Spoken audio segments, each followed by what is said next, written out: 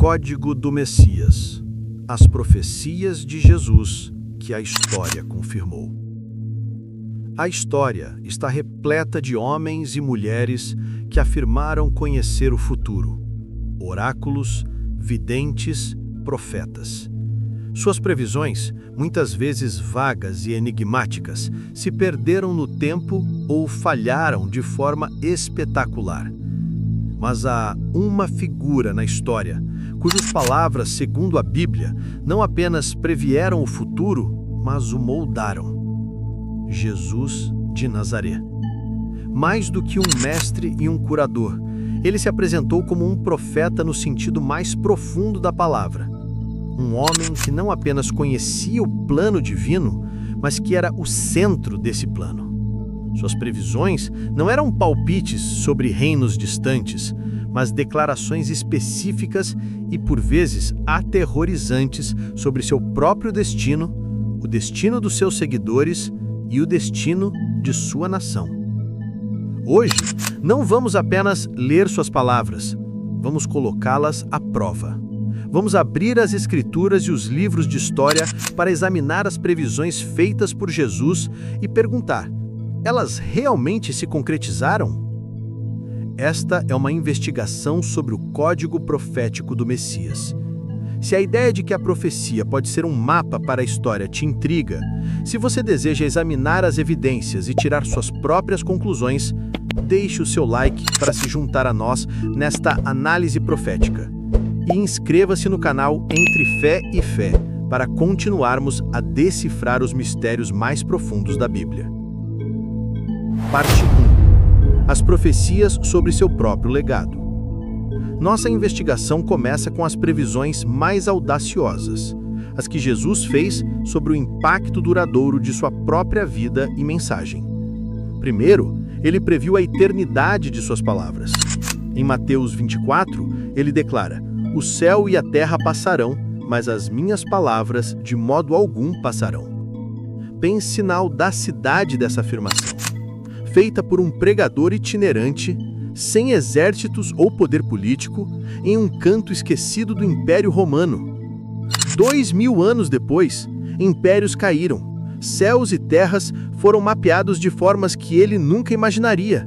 E ainda assim, suas palavras são as mais traduzidas, publicadas e debatidas da história humana. Ele também fez uma previsão incrivelmente específica sobre um ato de devoção. Quando Maria de Betânia o ungiu com um perfume caríssimo e os discípulos a criticaram pelo desperdício, Jesus a defendeu e profetizou: "Onde quer que este evangelho seja pregado em todo o mundo, o que esta mulher fez também será contado como um memorial para ela." E aqui estamos nós, 2 milênios depois, em uma plataforma global, contando a história dela, cumprindo essa mesma profecia. Parte 2. A anatomia da traição. Jesus não apenas previu sua glória, mas também sua agonia, com uma precisão arrepiante, detalhando a cascata de traições que levaria à sua morte. Durante a última ceia, ele anuncia: "Em verdade vos digo que um de vós me trairá." A declaração lança o caos entre seus seguidores mais próximos, mas a profecia se cumpre horas depois, quando Judas Iscariotes o entrega com um beijo. Mas a previsão vai além. Ele olha para todos os seus discípulos e diz: "Esta mesma noite, todos vocês se afastarão por minha causa." E, de fato, quando os guardas o prendem, Mateus registra que todos os discípulos o abandonaram e fugiram. O medo superou a lealdade de todos eles. E então a previsão mais íntima e dolorosa dirigida a seu amigo mais impetuoso. Quando Pedro jura que nunca o abandonará, Jesus responde: "Esta mesma noite, antes que o galo cante, 3 vezes você me negarás." Horas depois, pressionado pela multidão, Pedro nega conhecer Jesus. 1, 2, 3 vezes. E então o som do galo cantando rasga a noite e Pedro desaba em choro amargo, o som da profecia cumprida ecoando em seus ouvidos. Parte 3. O caminho para a cruz. Jesus previu não apenas quem o trairia, mas como, onde e quando ele morreria. Ele previu que os governantes religiosos seriam a causa de seu sofrimento, dizendo que sofreria muitas coisas dos anciãos e dos principais sacerdotes e dos escribas. E foi exatamente o Sinédrio que o condenou e o entregou a Pilatos, zombando e cuspindo nele. Ele previu que morreria em Jerusalém, o centro de sua própria nação, e foi lá, fora dos muros da cidade sagrada, que a sua cruz foi erguida. Ele previu um método exato de sua execução, a crucifixão.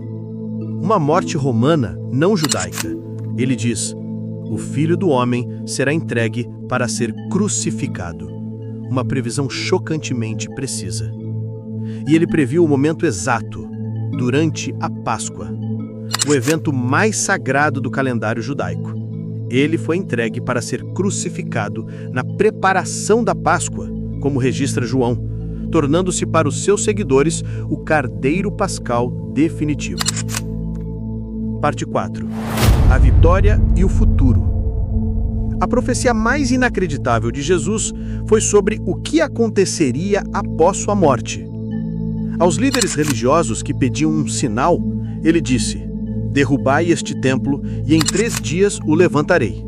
João explica que ele falava do templo do seu corpo e, de fato, após sua morte, seus inimigos se lembraram dessa profecia e pediram a Pilatos que guardasse o túmulo. Mas no 3º dia, o túmulo estava vazio. O anjo declarou aos discípulos: ele não está aqui, porque ressuscitou como havia dito. Jesus também previu a chegada de um novo poder para seus seguidores. Ele prometeu que o Pai enviaria o Consolador, o Espírito Santo, que os ensinaria e os empoderaria. Essa profecia se cumpriu no dia do Pentecostes, quando os discípulos, cheios do Espírito, começaram a pregar com poder e a igreja nasceu. Mas as profecias de Jesus também continham um tom sombrio de julgamento. 40 anos antes do evento, ele olhou para Jerusalém e larou, prevendo sua total destruição. Não deixarão em ti pedra sobre pedra, pois que não conheceste o tempo da tua visitação. Ele previu a destruição do magnífico templo, dizendo que não ficará pedra sobre pedra que não seja derrubada. E ele afirmou que esta geração de modo algum passará, até que todas estas coisas aconteçam. Em 70 d.C., as legiões romanas, sob o comando do general Tito, esmagaram uma rebelião judaica, destruíram Jerusalém e queimaram o templo, arrasando-o completamente. A profecia se cumpriu de forma literal e devastadora, dentro do prazo que ele estipulou. Ele também previu que o povo judeu seria disperso e perseguido por todas as nações, uma realidade histórica dolorosa que durou quase 2 milênios. Conclusão: a traição, a negação, a crucifixão, a ressurreição, a vinda do Espírito, a destruição do templo. Quando nos examinamos a cadeia de previsões feitas por Jesus, não encontramos declarações vagas, mas uma tapeçaria complexa de eventos interligados, previstos com uma precisão desconcertante. Para os céticos, isso pode ser visto como uma narrativa escrita após os fatos. Mas para os seguidores de Jesus, tanto naquela época quanto hoje, essas profecias cumpridas são a prova definitiva de sua identidade. Elas demonstram que ele não foi uma vítima passiva da história, mas o seu autor soberano, caminhando por um caminho que ele mesmo havia predito. As palavras dele não passaram. E essa talvez seja a maior de todas as profecias, cumprindo-se no território sagrado, entre a fé e a fé.